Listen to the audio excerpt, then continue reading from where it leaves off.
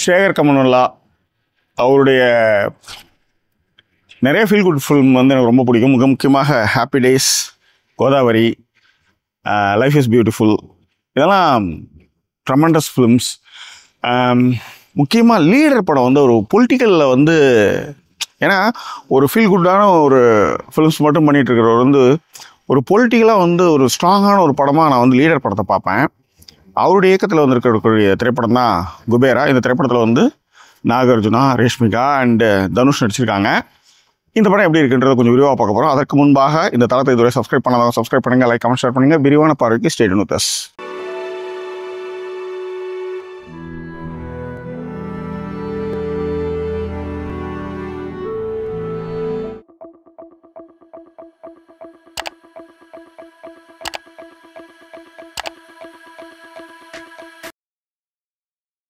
நான் ஏற்கனவே சொன்ன மாதிரி சேகர் கமனுல்லாவுடைய லீடர் படம் வந்து பொலிட்டிக்கலி வந்து அது வேறு லெவல் படம்.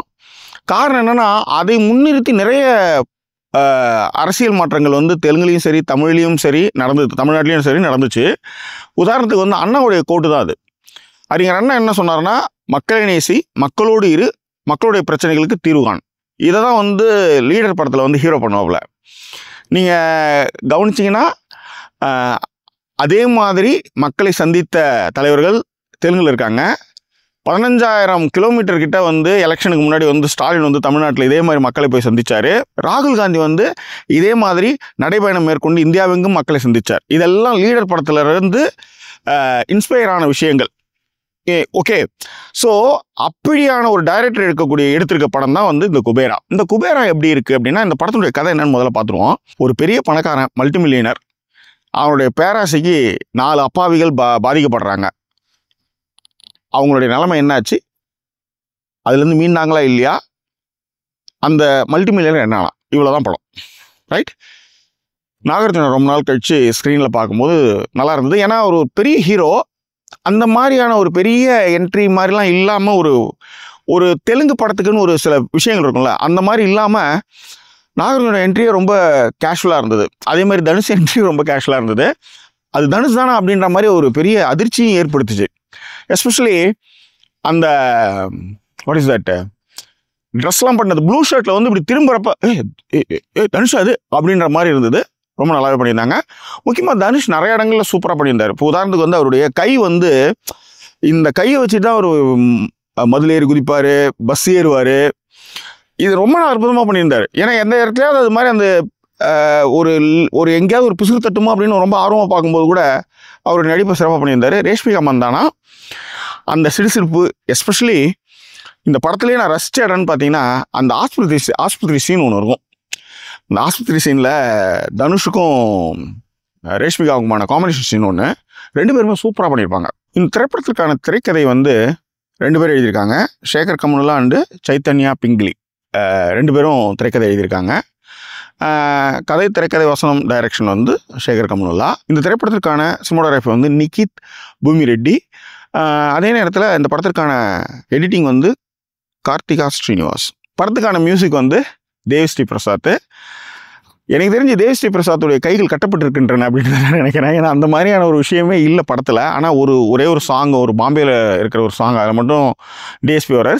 சம் எமோஷனலான சீன்ஸில் வந்து டிஎஸ்பி வந்து தெரிகிறார். எடிட்டிங்கில் வந்து எடிட்டர் கொஞ்சம் கையை வச்சிருக்கலாம். ஏன்னா 3 மணி நேரம் படம் ஓடுது, நிறைய ஷார்ட்ஸ் வந்து கட் பண்ணியிருக்கலாம். ரைட். டைரக்டர் சொல்கிறத அவர் கேட்க போகிறார், நம்ம என்ன சொல்ல முடியாதுல்ல.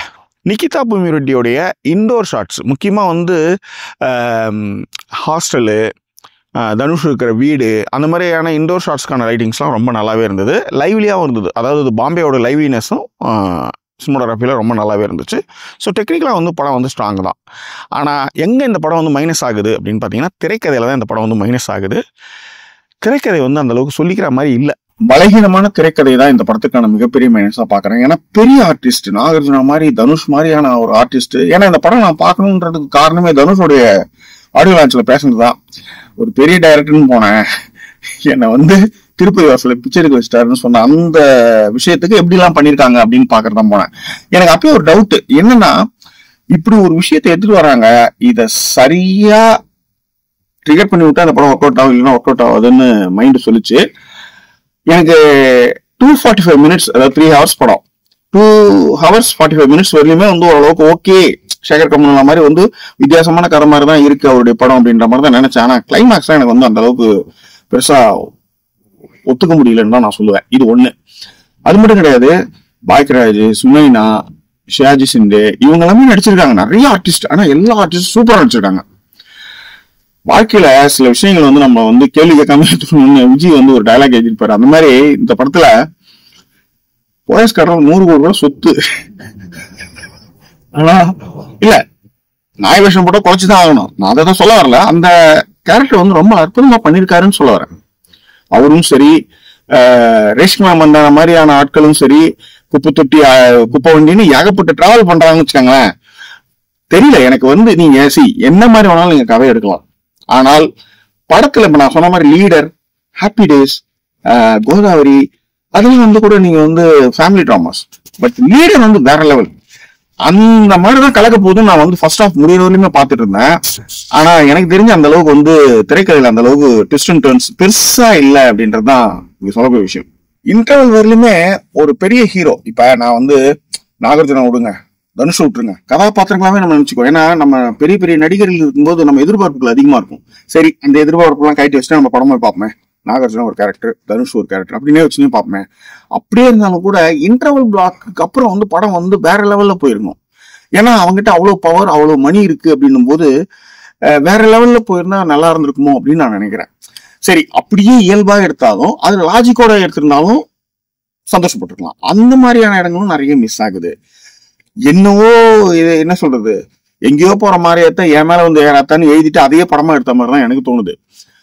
சேகர் கமலா வந்து சுத்தமாவே மிஸ்ஸிங் ஆயிருக்காரு. ஏன்னா தக் லைஃப் மாதிரி ஒரு படத்தை நம்ம பார்க்கும்போது நம்ம என்ன சொன்னோம், ஐயோ இந்த வந்து வேற லெவல்ல இருக்க போதுன்னு நினைச்சு போகும்போது கடைசியில ஒண்ணுமே இல்லாம போச்சுல, அந்த மாதிரிதான். ஆனா நிஜமா சொல்றேன், நீங்க படமா பார்க்கும்போது, ஓடிடி எல்லாம் பார்க்கும்போது இது ஓகேன்னு தான் இருக்கும். ஏன்னா இவ்வளவு எதிர்பார்ப்போட போகும்போது நிறைய இடங்கள், இப்போ உதாரணத்துக்கு தனுஷ் வந்து நல்லாவே பண்ணியிருந்தாரு, உயிரை கொடுத்து நடிச்சிருந்தாரு, சோ வாட். ஆனா ஒரு முக்கியமான இடத்துலாம் வந்து நீங்க வந்து சென்டிமெண்ட் எடுத்து வரீங்க. இப்ப உதாரணத்துக்கு தப்பிச்சு போக வேண்டிய ஒரு சூழல்ல போய் வந்து நாய் வண்டியில ஏற்றக்கூடாதுன்னு போய் பேசுறதுனால வந்து சென்டிமெண்ட் ஒர்க்கே அவ்வளோ ஒரு மாதிரி எரிச்சலா இருக்கு. மேபி இதை வந்து ஓடிடியில் நீங்க படம் பார்க்கும்போது ஒன்னா வந்து அது ஓகேவா இருக்கணும். ஆனா திரும்பவும் சொல்றேன், திஸ் மை ஒப்பீனியன், நீங்க திரும்ப ஓடிடியில் பார்க்கும்போது அந்த படம் ஓரளவு பிடிக்கும் பாரு. ஏன்னா எங்களுக்கு வந்து நான் ஏற்கனவே சொன்ன மாதிரி 2 hours 45 minutes சொல்லி எனக்கு ஓகே தான், ஓகே அப்படின்னு லெவல் போச்சு. ஆனா கிளைமேக்ஸ்லாம் வந்து ஒன்றும் இல்லை, எங்கேயோ போய் எங்கேயோ பிடிச்ச மாதிரி இருந்து நாட் இம்ப்ரெசிவ் தான் நான் சொல்லுவேன். ஒன் டைம் வாட்சபிள்ன்றத விட டைம் பாஸ் தான் சொல்லுவேன் இந்த படத்துக்கு, அவ்வளவுதான். What is the conclusion? நண்பர்களே, இந்த படத்தை நீங்க பாருங்க, நான் இல்லைன்னா சொல்ல வரல. பார்த்துட்டு இந்த படத்துல எங்கேயாவது இம்ப்ரெசிவான சீன் ஒன்று இருக்குல்ல, அந்த இடங்களை எங்கேயாவது இருந்தா நீங்க சொல்லுங்களேன்.